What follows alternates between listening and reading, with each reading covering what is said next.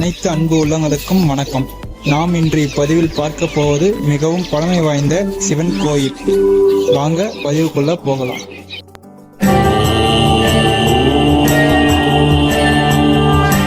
இப்போ நாம பார்த்துட்டு இருக்க இந்த கோவில் திருவண்ணாமலை மாவட்டம் திருப்பனமூரில் உள்ள ராமநாதீஸ்வரர் கோவில். இந்த கோயிலை பார்க்கும் போதே இந்த கோவில் மிகவும் பழமை வாய்ந்ததுன்னு நமக்கு தெரியுது. இந்த கோவில் பார்க்கும்போது எனக்கு ஒரு பாட்டு தான் ஞாபகம் வருது. அது என்ன பாட்டுன்னா, எழிலின் தோற்றமும் கம்பீர கட்டமைப்பும் இயற்கையின் இயல்பும் சூழலின் சுற்றமும் நிலைக்கும் தூண்களும் நிலையில்லா காலமும் பிழைக்கும் உயிர்களும் இடையில்லா பீடமும் வழியில் வாகனமும் வழிமாறா பார்வையும் விண்ணின் விமானமும் மண்ணின் மண்டபமும் இடையில் குடும்பத்தினரும் கருவி குழந்தையும் கோர்வையாய் காட்சியல்பும் எம்பெருமான் ஈசனின்.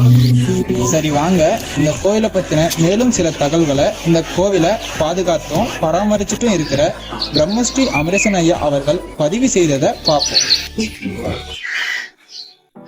அறிவின் ஜானாக இருந்தன்ன ஜானாக வந்து அறிவு ஜானாக காண வேண்டி வாழ்வின் பேராக விந்தம்மை நேராக நீத்திட்ட நிலையான பொருள நெஞ்சில் மாறாது இருந்தன்னை பிழைவாரா யான் செய்ய நெறியாதை நிறுத்திட்டு சென்றுடர் மாறாத தீப்பொருள் காணாத மெய்ப்பொருளை யாரும் காணாமல்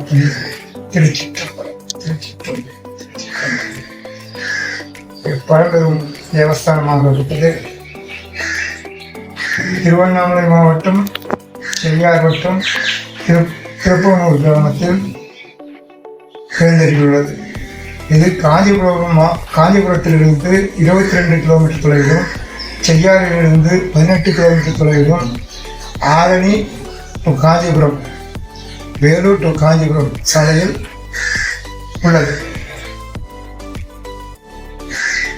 பஸ் இறக்கும் இடத்திலிருந்து 1.5 கிலோமீட்டர் தொலைவில் தேவஸ்தானம் அமைந்துள்ளது. அதுவுமின்றி இத்தேவஸ்தானம் 6-7ஆம் நூற்றாண்டுக்கு உட்பட்டது. மிகவும் பழமையாக இருந்தது. அதுவுமன்றி திருப்பரம்பூர் என்ற தேவஸ்தானம் ஊர் பரம்பு என்ற நாட்டின் தலைநகராக கொண்டு விளங்கியது திருப்பரம்பூர். பரம்பு என்ற அரசன் ஆண்டு வந்ததனால் இவ்வூருக்கு திருப்பரம்பூர் எனும் பெயர் வந்தது. இதை விட்டு தேவஸ்தான ஊருக்கு ஸ்ரீசைலபுரம் என்ற ஒரு பெயரும் உள்ளது. இது தேவஸ்தானத்தில் தீர்த்தக்குளம் தெப்பக்குளம் என்று 2 குளங்கள் உள்ளது. அதுவுமன்றி தென் திசையில் தேவஸ்தான தடாகம் உள்ளது. மற்றும் பிரகார நந்தி, அதிகார நந்தி, கொடிமரம், பலிபீடம், விநாயகர், முருகர், சண்டிகேஸ்வரர் மற்றும் கிருத்திங்காதேவி, பருவதவர்த்தனி அம்பாள் என்று சொல்லக்கூடிய இவர்களோடு மூலவரும் மகாதேவி உடனுரை மகாதேவர் என்ற நாமதேயத்தில் உள்ளதாக கல்வெட்டுக்கள் கூறுகின்றது. மற்றும் தேவஸ்தானம் கருவறை, கண்டம், அர்த்த மண்டபம், மகா மண்டபம், பிரகார மண்டபம் என்று சொல்லக்கூடிய மண்டபங்களால் ஆக்கப்பட்டுள்ளது. மூவர் காலத்தில் செய்யப்பட்டுள்ளது என்பதை தெரிவித்துக் கொள்வதோடு மட்டுமின்றி இச்சிறப்புமிக்க தேவஸ்தானத்தை கண்டு இன்புற்று அவர் அருள் பெற வாரீர் வாரீர் என அழைக்கின்றோம். மற்றும் தேவஸ்தானம் பழுதடைந்த நிலையில் இருப்பதனால் மேற்படி இதற்கு